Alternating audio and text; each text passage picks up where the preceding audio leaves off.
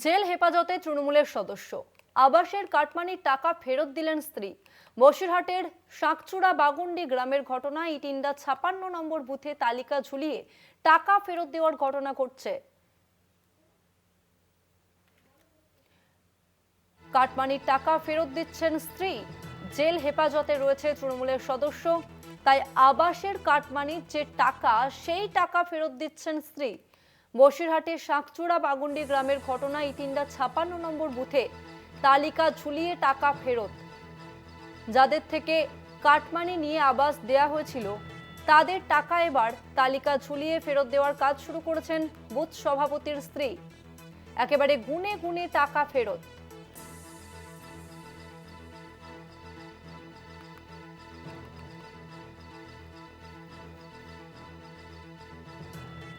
কথা বলবো, সঞ্জিত চক্রবর্তী রয়েছেন আমাদের সঙ্গে ফোন লাইনে। সঞ্জিত, আবাসের কাটমানির যে টাকা সেই টাকা রীতিমতো গুনে গুনে ফেরত দিচ্ছেন স্ত্রী।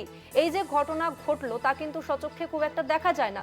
সেক্ষেত্রে স্থানীয় মানুষজন যারা আবাসে ঘর পাওয়ার জন্য টাকা দিয়েছিলেন তারা যখন সেই টাকা আবার ফেরত পাচ্ছেন, তারা কি জানাচ্ছেন, কতটা খুশি তারা এই টাকা ফেরত পেয়ে? একেবারে উল্টো ছবি। রাজ্যের বিভিন্ন দিকে যখন বিক্ষোভ প্রতিবাদ চলছে, সেই প্রতিবাদে কিন্তু এখন উল্টো ছবি দেখা গেল বসিরহাট ১ নম্বর ব্লকের যে শাকচুড়া বাগুন্ডি গ্রাম পঞ্চায়েতের ইটিন্ডা ৫৬ নম্বর বুথ, সেখানকার বিশেষ করে সেই জায়গায় ওই মণ্ডল সভাপতি টুকাই পার্লামেন্ট সম্পাদক তপন সরকারের উদ্যোগে সেই জায়গায় দাঁড়িয়ে তৃণমূল যে মেম্বার, ইতিমধ্যে তিনি জেলে হেফাজতে রয়েছে। কাটমানির অভিযোগে তাকে দুর্নীতি অভিযোগে বিক্ষোভ হয়েছিল ৩০ তারিখে, তারপর দিন তাকে পুলিশ গ্রেপ্তার করে হেফাজতে রয়েছে। কিন্তু সেই কাটমানির টাকা এবার সচক্ষে তার স্ত্রী মীরা দাস এবং তার দাদা তপন দাস ফেরত দিয়ে দিচ্ছে। এবং রীতিমতো এই অভিনব ছবি, একেবারে টেবিল পেতে প্রত্যেকের নাম দেখে সই নিয়ে এবং সই নিয়ে প্রত্যেকের কাছে যে অর্থ নিয়েছিল, যে ঘর বাবদ যে কাটমানি, সেই টাকাটা ক্যাশ টাকা অর্থাৎ নগদ অর্থ প্রত্যেকের নাম ধরে তাদের হাতে তুলে দেওয়া হচ্ছে। এই উদ্যোগকে ওখানকার সাধারণ গ্রামবাসী তারা বলেছেন যে আমরা খুশি, যেভাবে এক তৃণমূলের মেম্বার জেলে রয়েছে, আমাদের প্রতিবাদ বিক্ষোভের জন্য জেলে রয়েছে, উনি খুব দ্রুত ছাড়া পান, তার যে স্ত্রী আমাদেরকে টাকা ফেরত দিচ্ছে, এতে রীতিমতো তারা খুশি।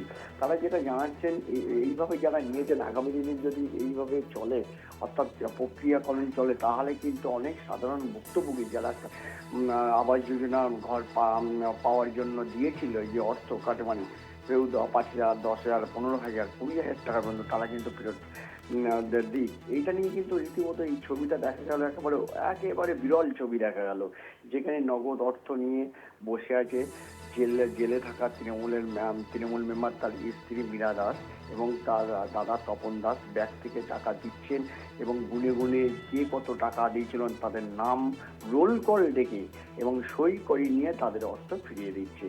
এটা একেবারে এই ছবিটা দেখা গেল একেবারে ইটিন্ডা ৫৬ নম্বর বুথে। এবং সেই উদ্যোগটা নিয়েছিল ওখানকার বিজেপির বিশেষ করে মণ্ডল সভাপতি সহ সম্পাদকরা। তারা বলছেন যে এইভাবে সাধারণ মানুষ তাদের অর্থ ফিরে পাচ্ছেন, আমরা খুশি এবং দ্রুত যাতে জেল থেকে ছাড়া পান ওই তৃণমূলের মেম্বার, তার জন্য তারা আইনের পদক্ষেপ নিয়ে দ্রুত তাকে বাড়ি ফিরিয়ে দেওয়া হবে বলে এমনটাই জানিয়েছেন। ধন্যবাদ সঞ্জিত। তৃণমূল জামানায় রাজ্য জুড়ে দিকে দিকে আবাসে কাটমানি নেওয়ার অভিযোগ সামনে এসেছে, আর এবার একেবারে বিরল ছবি দেখা গেল।